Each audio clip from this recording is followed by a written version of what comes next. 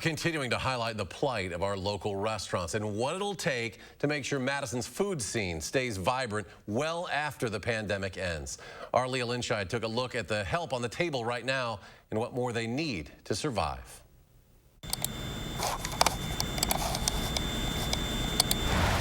You can't run a restaurant online. It's a little soul-crushing. Cocktails can't be crafted over Zoom. There's a vibrancy to restaurants that becomes a part of your life. Meals aren't delivered with Microsoft Outlook. A certain buzz, some background noise, a bustle. So while some businesses continue to hum along with work-from-home adaptations in a pandemic-stricken world, Cadre and its restaurant colleagues sit silent. That's all gone right now.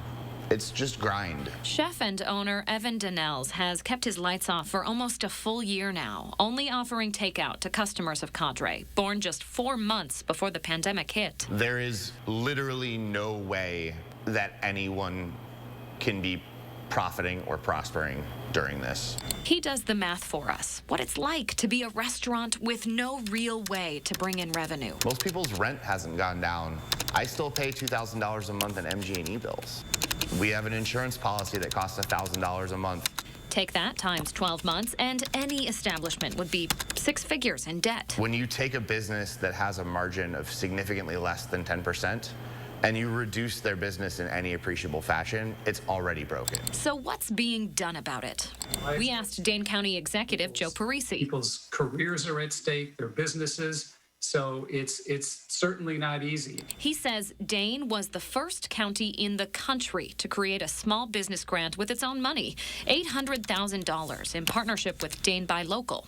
Factor in some federal help, $10 million from the CARES Act, and it made a dent for more than 2,600 businesses, each receiving about $4,000. 342 of them were restaurants. And more money is on the way. We were able to pull together another $4 million to put into this next round of funding for the Small Business Pandemic Relief Grant. This second round of grants should be handed out this week. They're for $10,000 each, but only 400 businesses will receive them. 500 restaurants alone had applied. Other programs provide help in a different way.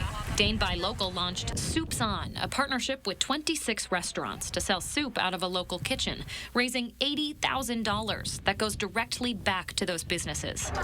Madison also just extended its Streetery program to April of 2022, so spots can expand their outdoor seating capacity into sidewalks and streets. None of these things are going to solve the problem. We need to get back to more of a normal life. But, a little bit here, a little bit there, it all adds up. I'm not really in a position where I want to poo-poo help that has been given. I just want to see more. Evan has evolved, as all restaurants have, while his seating space sits empty, eerily quiet. The kitchen is still buzzing. He's recently pivoted to a new model, selling food wholesale to places like Vitruvian Farms. But even that is limited. Per law, only 25% of his revenue can come from wholesale without special licensing.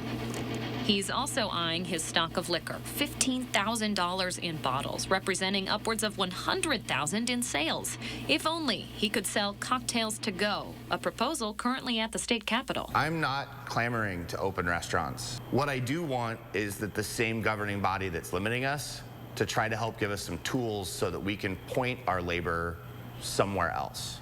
Innovation is what's keeping so many companies on life support right now. Evan is asking for more of it from his local leaders, so he and others in his industry don't lose their voice forever. Because the amount of closings that you've seen to date is not even close to what we're going to see over this next year.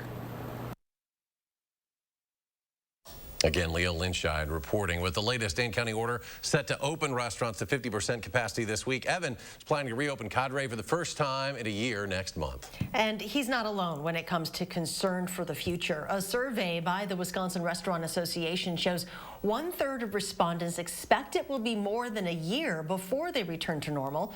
12% think they will never get there.